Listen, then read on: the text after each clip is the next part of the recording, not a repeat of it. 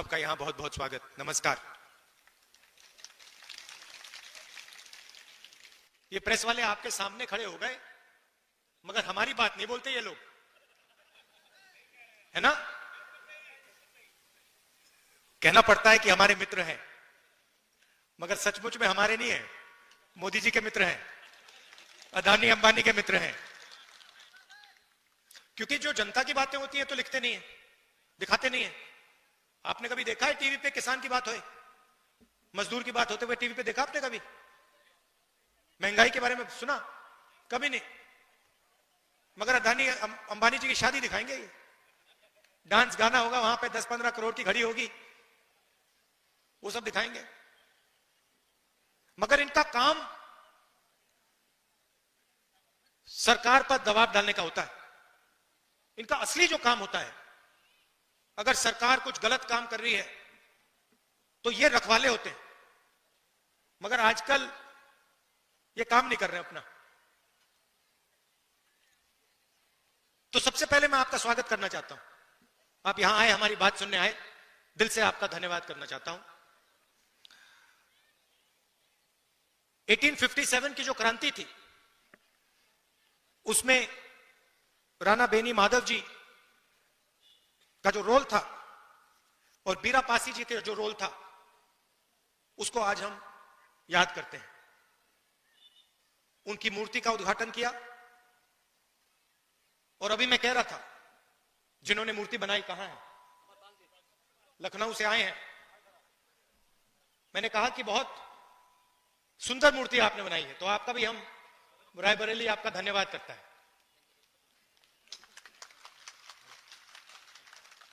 बैठिए। तो ये जो क्रांतिकारी काम किए थे, इसका नतीजा हमारा कॉन्स्टिट्यूशन, संविधान। ये सब लोग जो अंग्रेजों से लड़े, जिन्होंने अपनी जान दी, जेल में गए, संविधान के लिए लड़े, संविधान के लिए लड़े। और अगर हिंदुस्तान में गरीबों की आवाज है, मजदूरों की, किसानों की आवाज है, छोटे व्यापारियों की आवाज है, तो संविधान के कारण वो आवाज है। ये हिंदुस्तान की जनता की आवाज है। गांधी जी, अंबेडकर जी, नेहरू जी ने यह संविधान दिया, जेल गए, अंग्रेजों के खिलाफ लड़े। उससे पहले माधव सिंह जी लड़े, बीरा पासी जी लड़े, मगर सारे के सारे इसके लिए लड़ रहे थे। और आज जो लोग हमारी सरकार में बैठे, वही इसका आक्रमण कर रहे हैं। मैंने मीडिया की बात उठाई। राजनीतिक पार्टियों की जिम्मेदारी संविधान को बचाने की होती है, मगर मीडिया की भी जिम्मेदारी संविधान को बचाने की है, संविधान की रक्षा करने की है। मगर ये जो है, ये आजकल संविधान की रक्षा नहीं कर रहे हैं, ये हमारी मदद नहीं कर रहे हैं। इसलिए मैंने शुरुआत में इनके बारे में बोला। आपको ये बातें मालूम होनी चाहिए, आप तो जानते हो, जानते हो ना ये बात, कि मीडिया आजकल हिंदुस्तान में क्या कर रहा है? किसका? अदानी का काम। देश बिक रहा है, एयरपोर्ट्स, पोर्ट्स, इंफ्रास्ट्रक्चर, कोल, रेलवे, सारा का सारा बिक रहा है। कांग्रेस पार्टी लड़ रही है, मैं लोकसभा में लड़ रहा हूं, सड़कों पे लड़ रहा हूं, कांग्रेस पार्टी लड़ रही है, मगर मीडिया वाले हमारी मदद नहीं कर रहे हैं। कोई प्रॉब्लम नहीं है, हम लड़के जीत के दिखाएंगे आपको। देखिए, 2-3 चीजें आपसे मैं कहना चाहता हूं, 2-3 चीजें मैं आपसे कहना चाहता हूं। कन्याकुमारी से कश्मीर तक कांग्रेस पार्टी के लाखों लोग चले। यात्रा में हमने एक नारा दिया, नफरत के बाजार में मोहब्बत की दुकान खोलनी है। बटा हुआ देश, हिंसा में, नफरत में डूबा हुआ देश कभी प्रगति नहीं कर सकता है। किसी परिवार में लड़ाई हो जाती है, दो भाइयों के बीच में लड़ाई हो जाती है, परिवार नष्ट हो जाता है।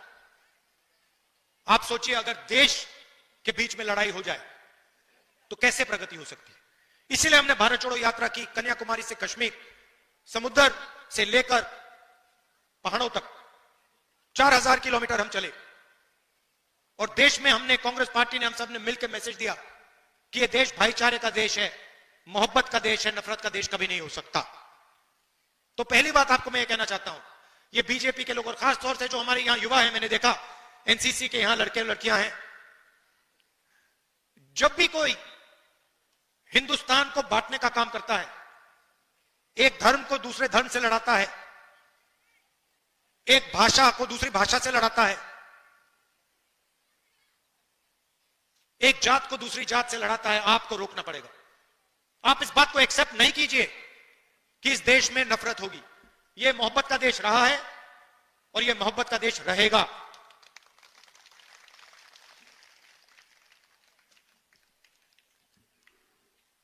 दूसरी बात, देश के सामने दो सबसे बड़े मुद्दे हैं। सबसे बड़ा मुद्दा बेरोजगारी। आज मैं युवाओं से बात कर रहा था, मैंने उनसे बोला, ऐसे टेंट में बात हो रही थी, मैंने उनसे पूछा, देखो, मैंने उनसे पूछा, देखिए आप लोग सब पढ़ाई कर रहे हो, आप डिग्री ले रहे हो, ठीक है, आपको डिग्री मिल गई, हाथ उठा के मुझे दिखाओ, आप में से कितने लोग सोचते हो कि आपको डिग्री के बाद रोजगार मिलेगा? 100 बच्चे थे। आपको मालूम है कितने युवाओं ने हाथ उठाया? एक ने। 100 में से एक लड़के ने हाथ उठाया, बाकी ने हाथ नहीं उठाया। 100 में से सिर्फ एक युवा सोचता है कि उसको रोजगार मिलेगा। और जब मैंने उससे पूछा तो उसने कहा, मैं कहीं ना कहीं रोजगार ढूंढ के निकालूंगा।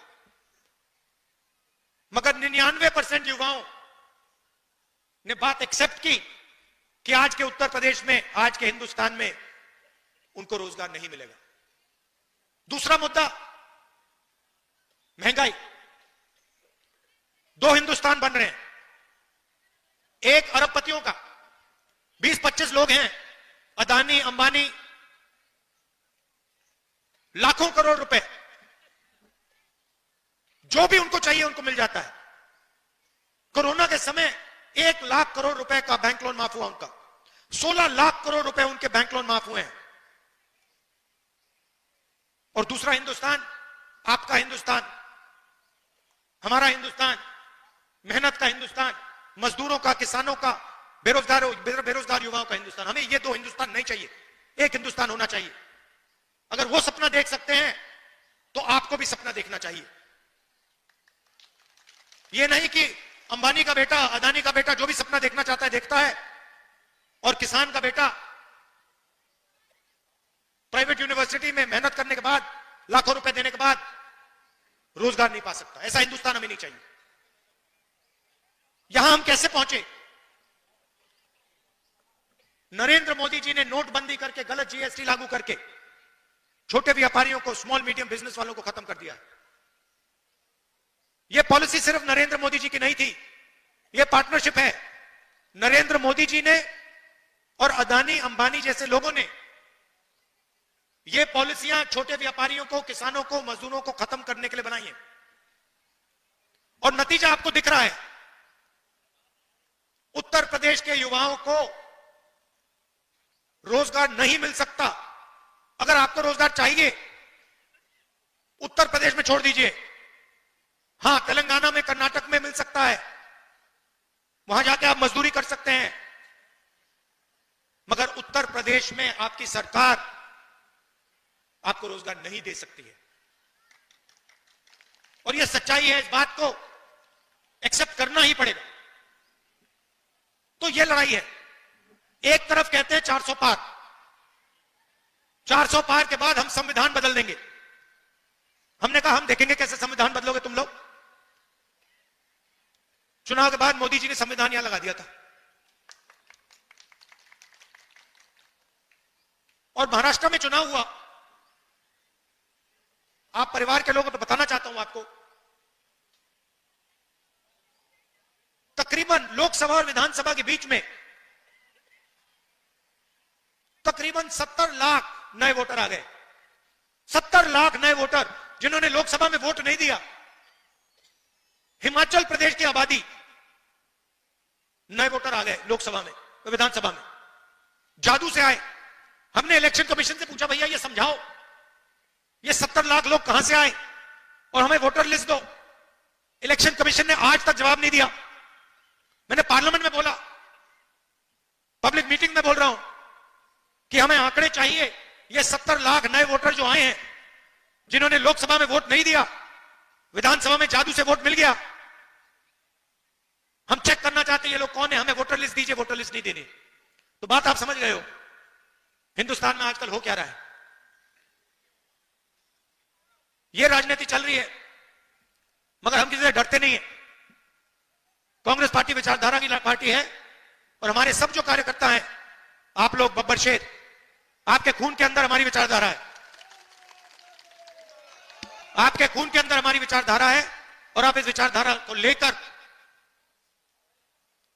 कांग्रेस पार्टी के लिए, संविधान के लिए और देश के लिए लड़ते हो, रोज लड़ते हो।